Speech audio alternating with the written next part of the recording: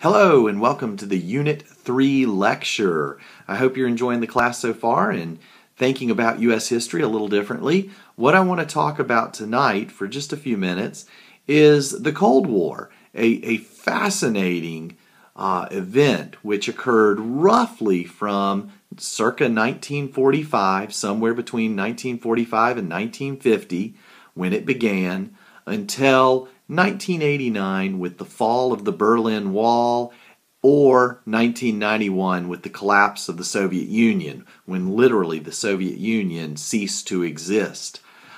This was a fascinating period in history. You witness an ideological struggle supported on one side by the United States and its allies, and on the other side the Soviet Union and its allies.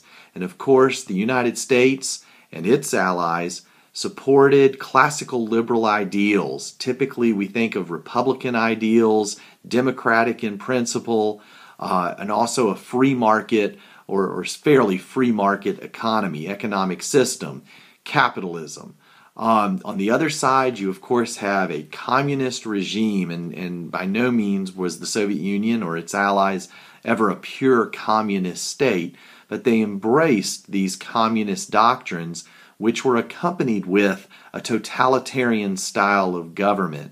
And of course what we mean by that is that the Soviet Union and its allies tended to have dictators in place who exercised their power through the state, and liberties, basic freedoms were typically repressed.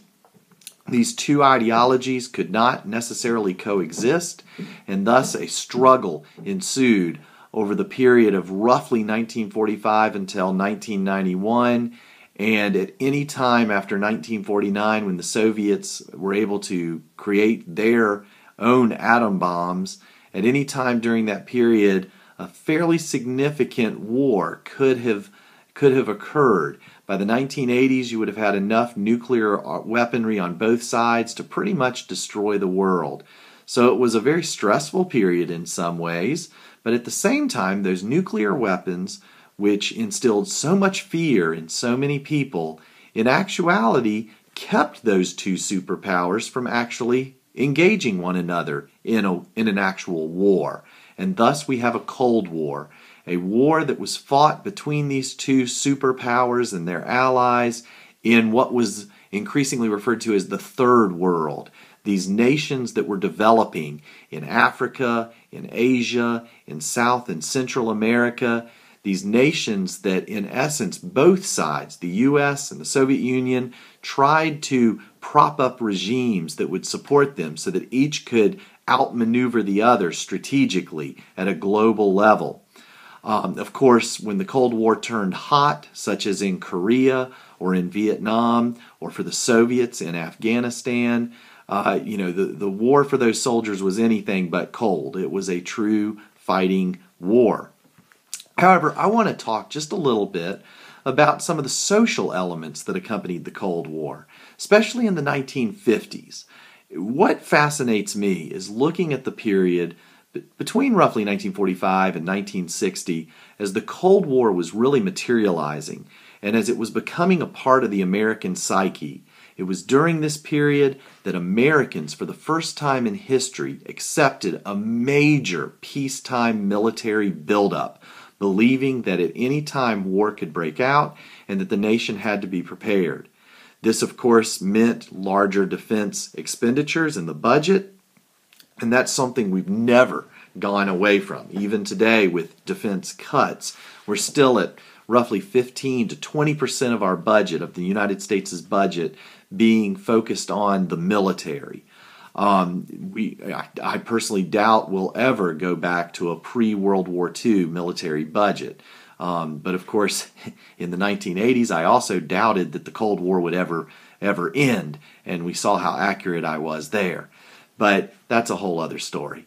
Anyway, looking at this period from 1945 to 1960, as the Cold War was materializing, you saw in the unit art essay that a fairly interesting phenomenon occurred where actually children were buying bubblegum packages that had trading cards related to the Cold War. Well, that was only one sign that a Cold War mentality was emerging in the United States. Also during this period, you see a lot of B-rated movies, these B movies that were coming out in drive-ins and so forth, that typically dealt with a large monster or an alien invasion occurring, and people running around screaming and being generally terrified, and then finally someone figures out how to defeat the monster or the aliens, and everything tends to be okay. Not really heavy on plot development or character development, a lot of stock characters, but they were still entertaining nonetheless. An example would be Invasion of the Body Snatchers, the 1950s version. It's been remade a couple of times, but the 1950s version.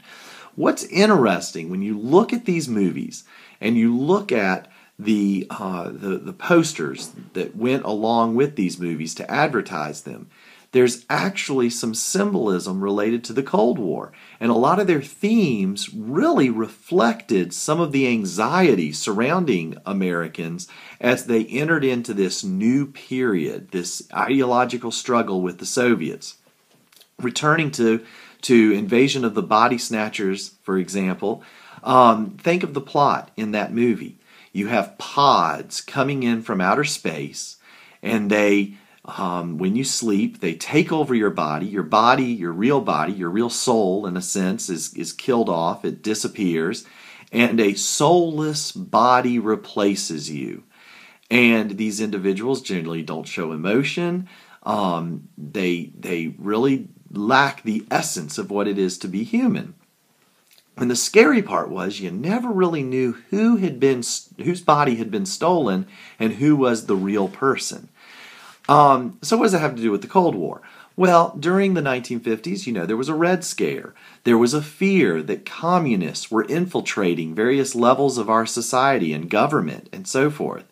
In a sense, these individuals who were, in the minds of 1950s Americans, godless. Keep in mind, it was during this period that in the Pledge of Allegiance, one nation under God was added. That was directly related to the Cold War and the reaction to and against a Soviet society that was seen as atheistic. It was also during this time that In God We Trust was placed on our currency, the U.S. currency. Same kind of principle at work.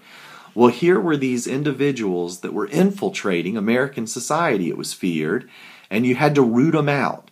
It's in essence the same plot as Invasion of the Body Snatchers. Just in Invasion of the Body Snatchers, instead of facing the threat head on, the threat is turned into an alien threat. Just Google the movie posters for Invasion of the Body Snatchers, 1950s version, and you'll see that many times they have a large amount of red in them, the various posters. Red, a direct correlation to and relationship with the communists. Red, Soviet Union. So, even the movies in the 1950s reflected this rise, this Cold War anxiety. The bubblegum trading cards, all of this is showing that in essence we have a culture that is changing. It's coming out of a major war only to realize it's entering into an ideological struggle with a threat that's going to be quite different than threats from the past. And the reason I like this is because we're sort of living through that same kind of phenomenon today. Think about the post-2001, September 11th world that we're living in. We too have gone through an anxious state, fearful that at any time terrorists could strike, unknowingly interacting with people, wondering, could they be terrorists? Maybe not. How much of the terrorists infiltrated our society? It's very similar to the transition that America witnessed between World War II and entering the Cold War. And so, hope that gives you something maybe to think a little bit about and reflect upon, and I hope you continue to enjoy your readings related to this fascinating period. If you have any questions, of course, email me. Take care.